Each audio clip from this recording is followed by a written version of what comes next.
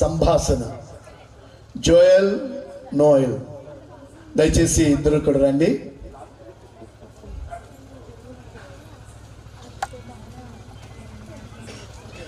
Christmas అంటే ఏమిటో okay. అన్నయ్య, క్రిస్మస్ అంటే ఏంటి?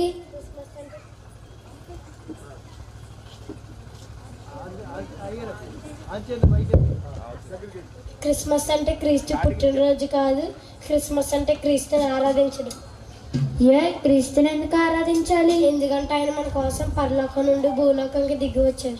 పరలోకం నుంచి భూలోకం దిగవచ్చి ఏం చేశారు? మనల్ని పాపం నుండి, శాపం నుండి, నరకం నుండి ఆయన మనల్ని తప్పించారు. పాపం నుండి, శాపం నుండి, నరకం నుండి ఎలా రక్షించారు?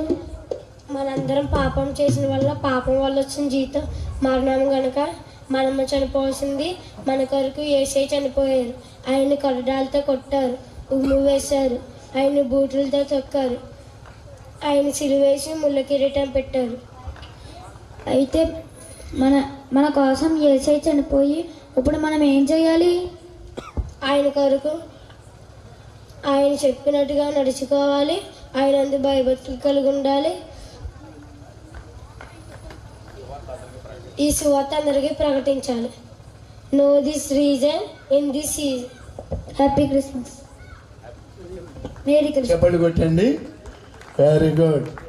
క్రిస్మస్ అంటే ఏంటో ఇద్దరు చాలా చక్కగా రెండు మాటలు